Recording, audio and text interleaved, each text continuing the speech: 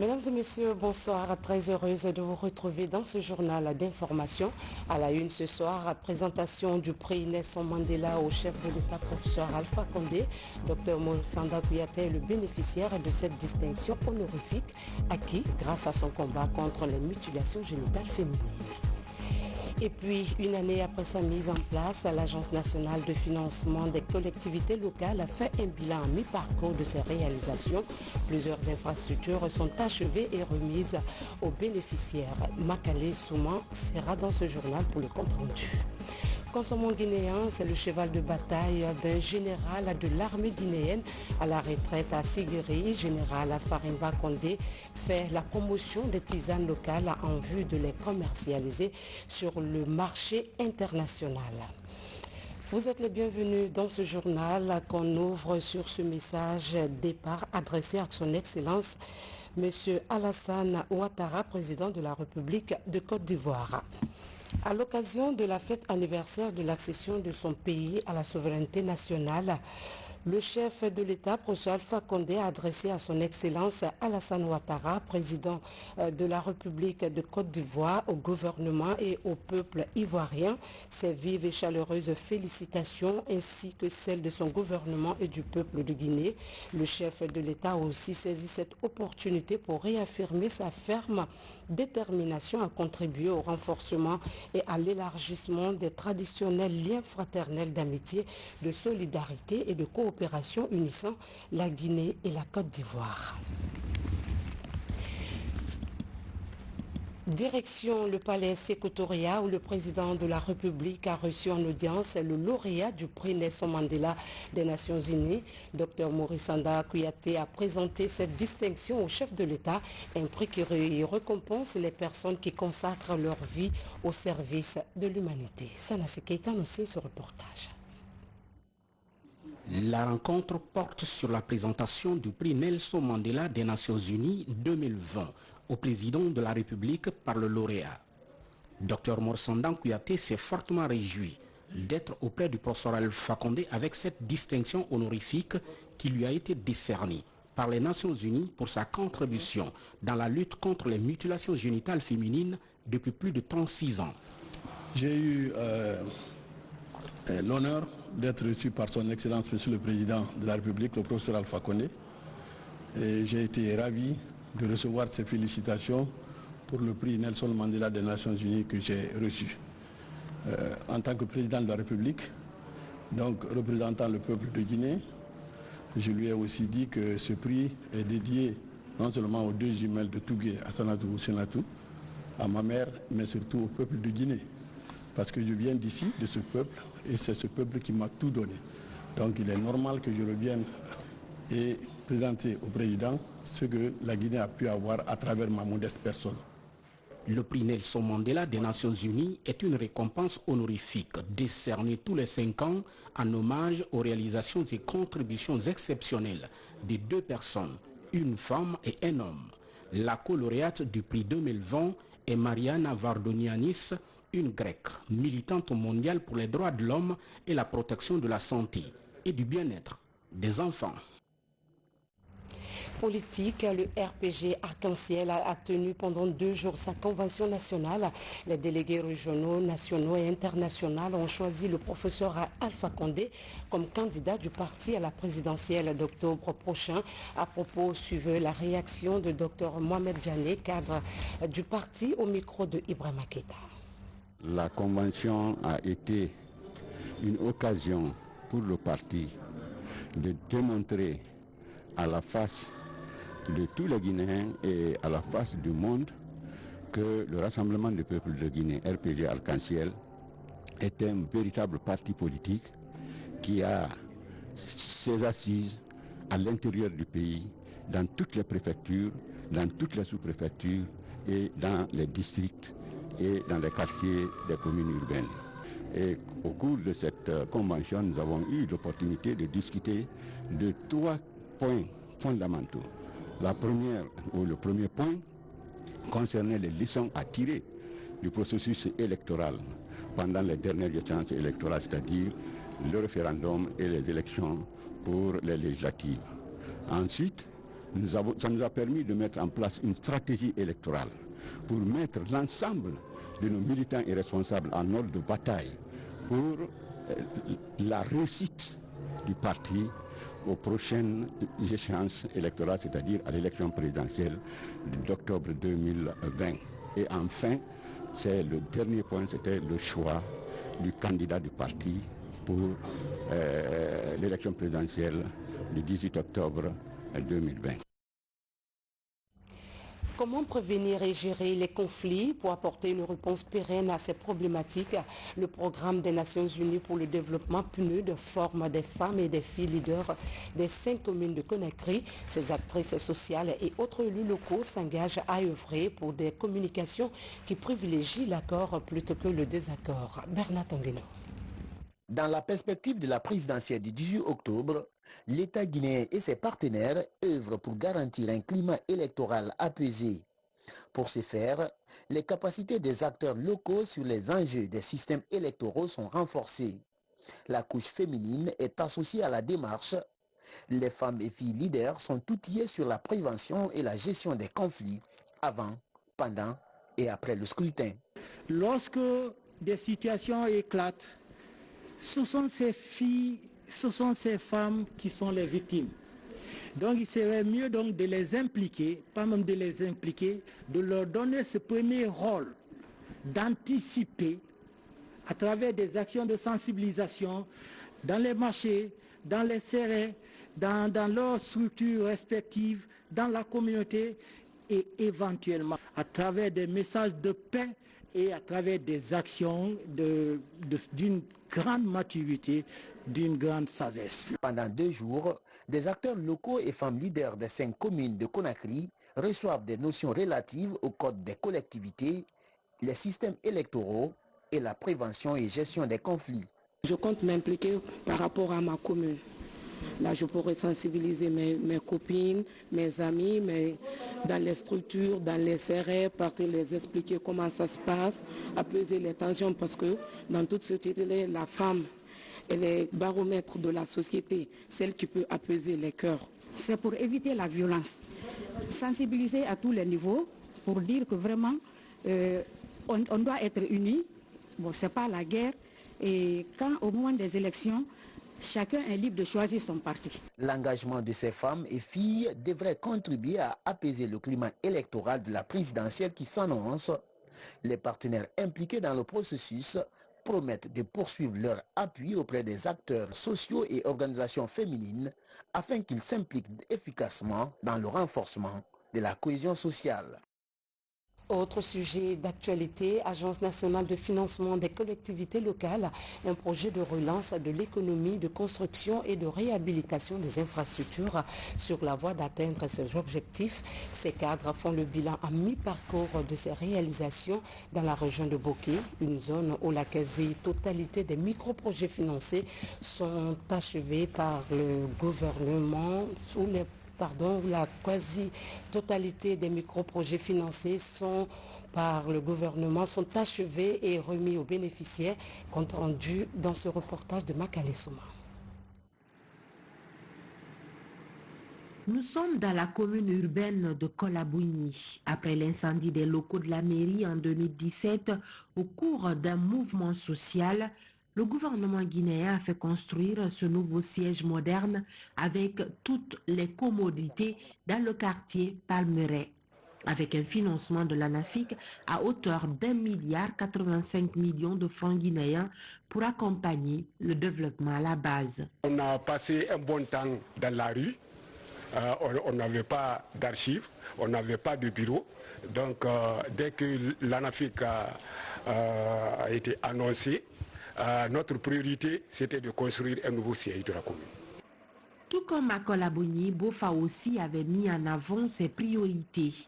Partant de son code des collectivités, de son plan de développement local et de son plan annuel d'investissement, 2 écoles et un centre de santé sont à ce jour achevés, dont une école pour l'une de ces îles. C'est quand même une initiative extrêmement à saluer aujourd'hui. Et il faudrait le reconnaître. Bien évidemment que c'était une vision du président de la République que ça développe aussi vraiment nos jeunes. Peut-être aujourd'hui ça me permet de voir beaucoup d'infrastructures. Et donc c'est le lieu vraiment de le remercier, M. le Président de la République, pour cette belle initiative au nom des populations de Bofa. À Kamsar, un nouveau bloc administratif est sorti de terre. Un petit marché pour les femmes de la zone, suivi de la rénovation de la maison des jeunes. Des acquis, fruits d'un processus bien réfléchi par l'État guinéen pour impulser le décollage de toutes ces collectivités. Aujourd'hui, la construction de ce bloc administratif nous permet de désengorger les locaux du bloc A.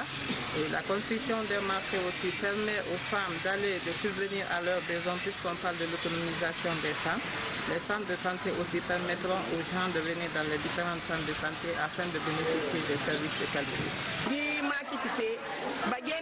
Nous sommes très contentes. Nous ne sommes plus sous le soleil, encore moins sous la pluie. Nous sommes contentes à plus d'un titre. De Bofa à Kamsar, en passant par Kolabougny, les priorités sont élaborées de sorte qu'aucune entité ne soit lésée. Les investissements de l'ANAFIC à travers lesquels autorités, femmes et jeunes se sentent valorisées. Dans le même panorama, nous vous amenons à Konkoré, dans la préfecture de Pita, où les acquis de la gouvernance du président de la République sont perceptibles. De nombreux bâtiments administratifs sont construits et rénovés par le gouvernement à travers le PACV et l'ANAFIC. Aussi, pour relever le défi du développement, les fils ressortissants viennent de faire la pose de la première pierre du siège de la mairie de leur territoire d'origine. Alpha Agaba, Sarah Fiden Diallo, reportage. À 40 km de la préfecture de Pita, la commune rurale de Gongoré, avec une population estimée à plus de 16 000 habitants, la localité est un exemple de développement local. Avec le programme d'appui aux communautés villageoises, l'ancêtre de l'ANAFIC, beaucoup de bâtiments administratifs ont été construits à l'image de cette maison des jeunes. Aussi, à travers l'Agence nationale de financement des collectivités, les écoles primaires de Gongoré Centre, celles des districts de Bambeto et de Darou, ont été entièrement rénovées. Nous avons bénéficié de beaucoup de choses. Vraiment, nous remercions beaucoup le gouvernement. On a eu à construire beaucoup de nos écoles. Bon, et la construction de l'abattoir au centre ici. Et même la construction de la maison des jeunes par le PACV et le collège. Tout ça, vraiment, c'est de très bonnes actions que nous apprécions de la part du gouvernement. Ici à Gongoré, les fils ressortissants s'impliquent aussi dans le développement de leur localité. Là, démarrent par exemple les travaux de réalisation du siège de la mairie de Gongoré sur cet espace de 600 mètres carrés. Le coût de la réalisation des travaux est estimé à plus de 300 millions de francs guinéens. Présentement, nous sommes coincés. Mais avec ce service, nous serons plus à l'aise. Nous pourrons recevoir nos hôtes dans de bonnes conditions. Et nous pourrons encore, il y aura de la place pour tous les services. Selon les techniciens en charge de la réalisation de ce siège de la mairie de Gongoré, le délai d'exécution des travaux est de 4 mois. À présent, focus sur les enjeux du projet axé sur l'amélioration du système d'activité agricole en territoire de mangrove. L'objectif est d'accompagner les différents segments de la filière riz de la terre à la consommation. Le coût du projet s'élève à 23 millions d'euros pour une durée de 5 ans. Fodé Camara.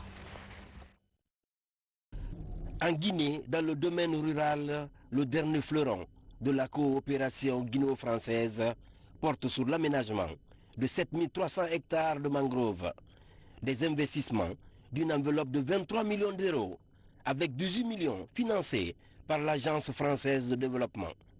L'objectif du projet Saritem, entendez, système d'activité risicole en territoire de mangrove, est d'accompagner d'amont en aval tous les maillons de la chaîne de valeur de la filière riz de mangrove. Il y a un adage qui dit que il faut souvent aller de la fourche à la fourchette. Mais les réalités actuelles ont montré que c'est plutôt de la fourchette à la fourche qu'il faut aller. C'est-à-dire, il faut partir de ce que demande le consommateur, qui est le bénéficiaire final, pour travailler en amont. Et cela suppose de faire la qualité, cela suppose de faire la quantité. C'est à cela que nous voulons travailler. Tout ce qui est commercialisation, transformation, pour faire du riz guinéen un riz de qualité, un riz compétitif. L'Institut de recherche agronomique de Guinée s'occupe du volet recherche-développement pour vulgariser les bonnes pratiques devant freiner les remontées salines et restaurer la fertilité des sols. Nous, on est chargé de faire préparer des référentiels techniques sur les bonnes pratiques, sur, si vous voulez, toutes les techniques culturelles et les innovations. On met ça à la disposition de la Fédération des paysans vivriers et SEM. Déjà pour outiller les producteurs, des fiches techniques et un manuel des bonnes pratiques sont mis à leur disposition. Les autres opérateurs aussi bénéficient de moins de déplacements tout-terrain. L'objectif est d'améliorer la gestion de l'eau à la parcelle par la correction des dysfonctionnements des aménagements antérieurs effectués dans la mangrove. Je me réjouis de cette donation de la part de l'Agence française de développement,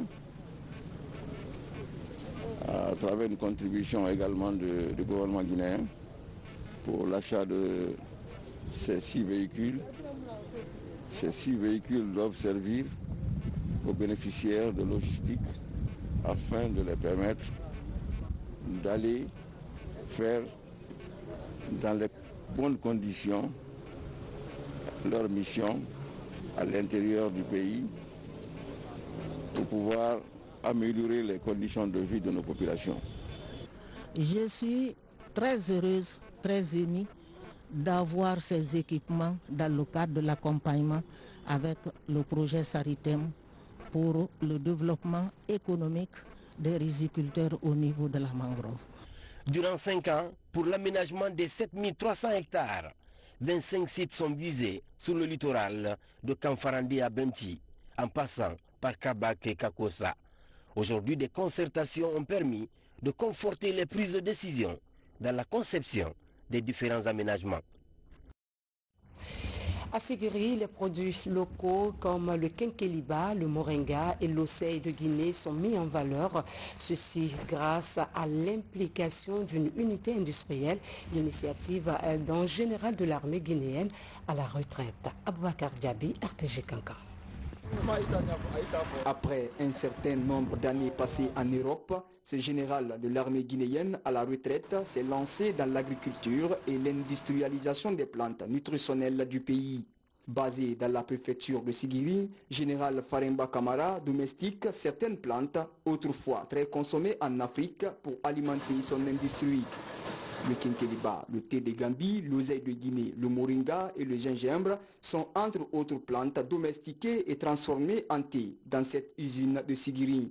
J'ai vu que ces produits que nous transformons aujourd'hui étaient déjà dans les rayons des supermarchés en Europe. Alors que le quinqueliba, le thé de Gambie, l'oseille de Guinée, le moringa, le gingembre, ça, ce sont des produits des plantes qu'on réalise chez nous et qu'on consomme chez nous depuis très longtemps. Et leur valeur nutritionnelle est connue de tout le monde. Dans cette unité industrielle, la sauvegarde des valeurs nutritionnelles de ces plantes spécifiques à l'Afrique est d'une extrême importance pour ces passionnés de la terre. C'est pourquoi il compte mettre en valeur ces produits locaux à travers ces machines importées de la Chine pour les commercialiser à travers le monde. Le quinqueliba, lorsque vous prenez le quinqueliba après un plat bien relevé ou tardif, vous vous réveillez le matin avec un ventre plat, sans éructation, rien. Donc, autant pour le canibadjon, si vous prenez votre canibadjon, un verre de canibadjon au coucher, vous allez faire un sommeil très paisible. À Ségiri, l'implantation de cette usine de thé a contribué largement à la réduction du chômage. En son sein évoluent plus d'une vingtaine de jeunes et femmes. Tout un exploit pour les propriétaires de l'industrie. Nous-mêmes, nous avons consommé les produits, ils sont tellement efficaces. Et là, n'est-ce pas, mettre en valeur les produits, nos produits guinéens. Au lieu de continuer à consommer sur les autres, il faudra que l'État vienne en aide pour appuyer le monsieur là, pour mettre le produit guinéen en valeur. Pour ces paysans, l'industrialisation du secteur agricole guinéen a encore du chemin à faire en dépit des actions entreprises par l'État en faveur des paysans. Selon lui, ce secteur, qui constitue les leviers du développement socio-économique de notre nation, la Guinée, doit être réorganisé davantage. Restons encore à l'intérieur du pays. Un forage pour le marché central de Farana. L'initiative est d'approvisionner les commerçants de ce lieu public en eau potable afin de maintenir l'hygiène en cette période de crise sanitaire. C'est une action de l'association Génération Faranaka. Silati Koruma, Moussa Bangoura. Cette pose de briques annonce la réalisation d'un forage au marché central de Farana. Le don est d'un fils de tiroir à travers l'association Génération Faranako. Ce projet a pour l'objectif l'approvisionner les grands marchés centraux en eau potable, assurer l'hygiène des dispositifs latrines et boucheries.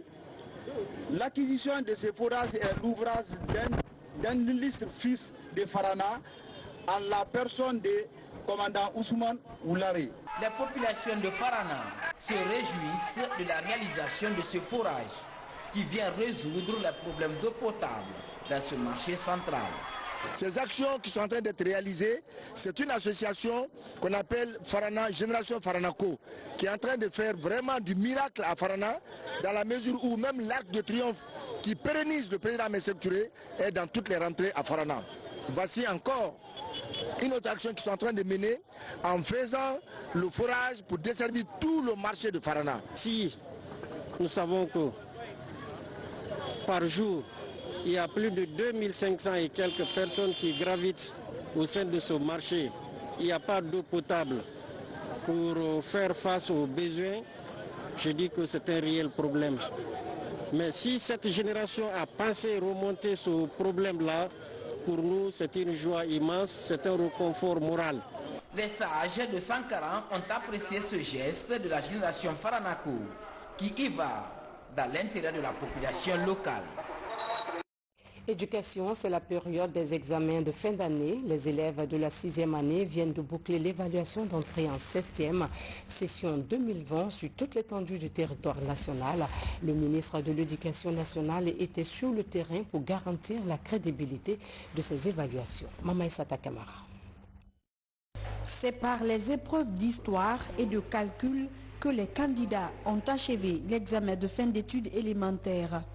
Ici, à l'école primaire Frédérico Mayor, le ministre de l'Éducation nationale, présent sur le terrain pour s'enquérir du déroulement des examens qui se tiennent à une période de crise sanitaire. Nous enseignons, nous évaluons. Est-ce que nous évaluons ce que nous avons enseigné? Est-ce qu'il y a un lien direct entre notre enseignement et notre évaluation?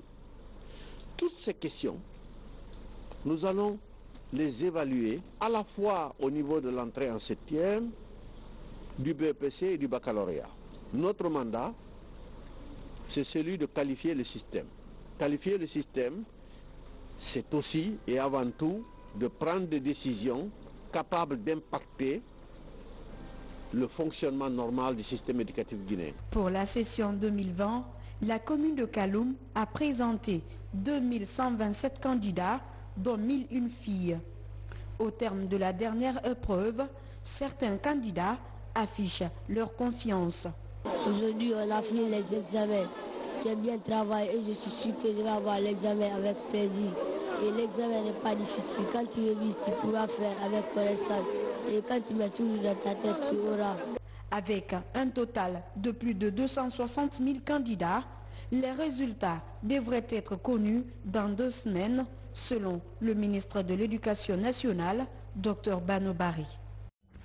À la page santé, lutte contre le coronavirus, la Guinée vient de bénéficier de l'assistance du gouvernement indien.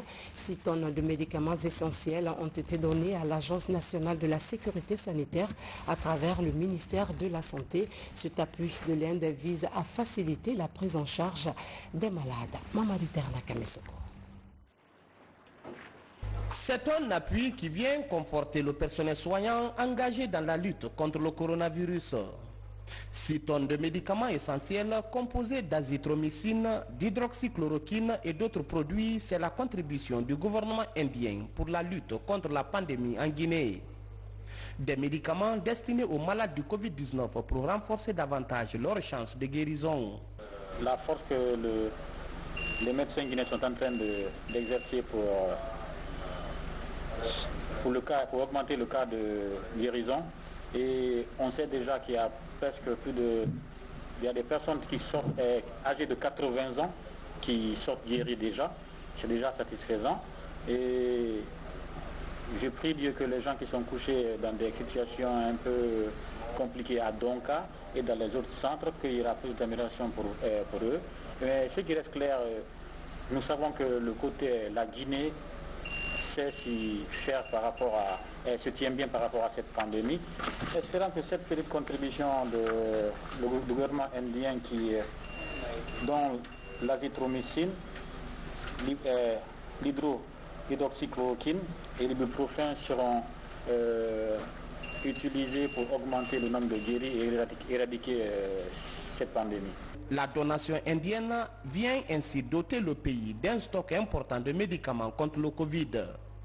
Pour le ministre de la Santé, elle traduit l'excellence du bon rapport de coopération entre Conakry et New Delhi. Nous voulons vous rassurer ici que ces produits ainsi mis à notre disposition permettront, j'en suis sûr, de soutenir les efforts du gouvernement dans le cadre de la lutte contre cette pandémie de Covid-19.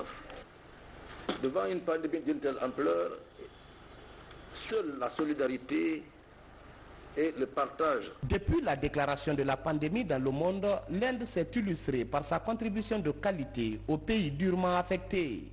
Appelé la pharmacie du monde, le pays a contribué à hauteur de 10 millions de dollars en faveur de la création d'un fonds Covid.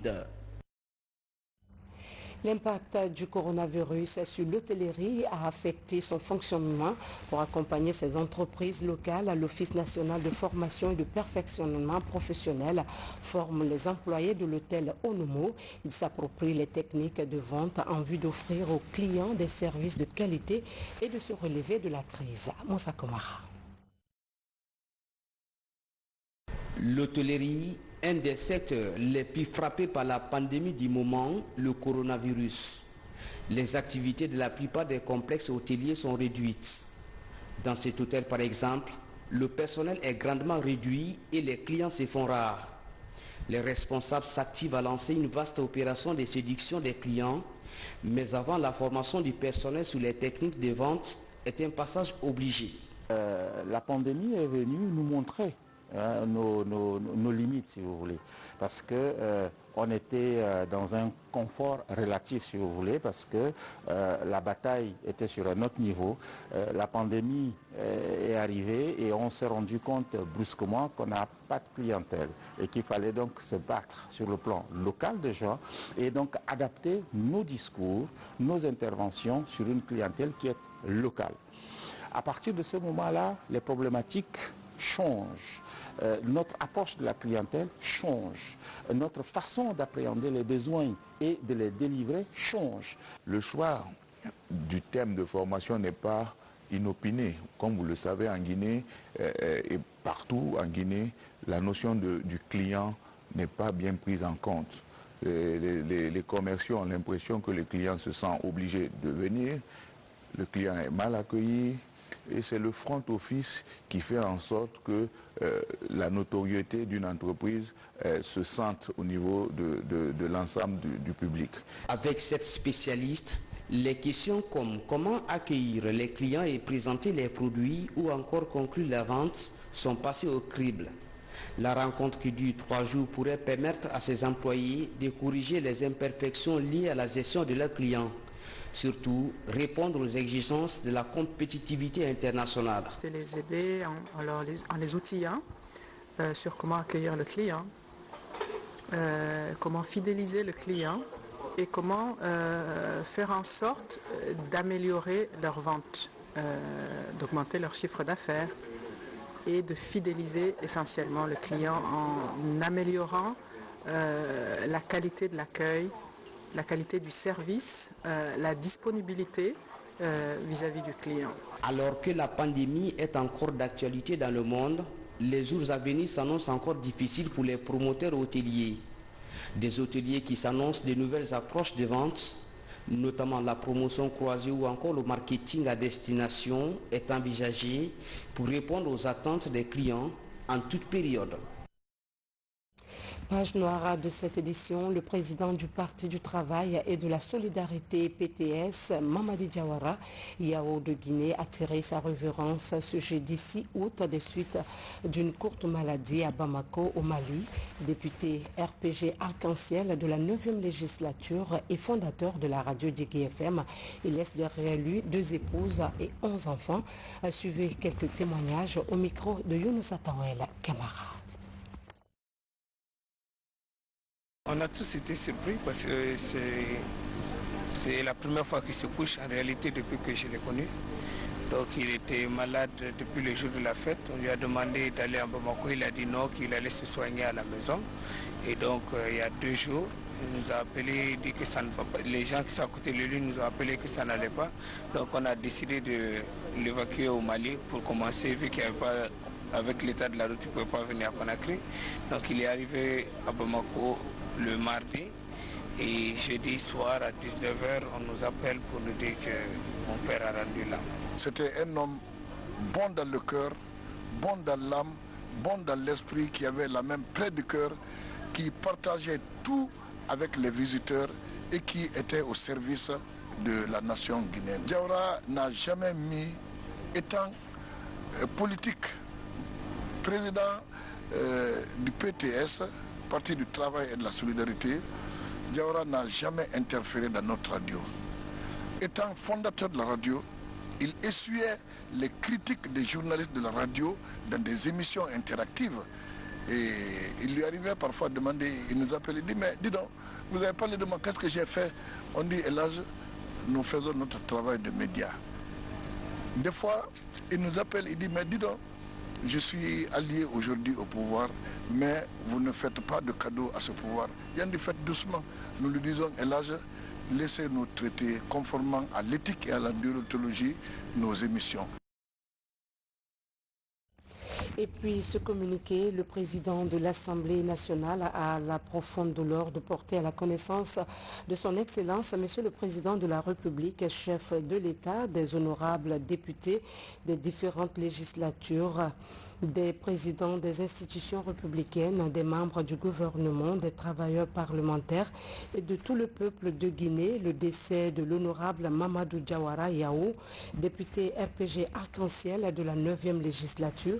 Le décès de l'honorable Mamadou Diawara est survenu le 6 août 2020 à Bamako, République du Mali, des suites d'une courte maladie.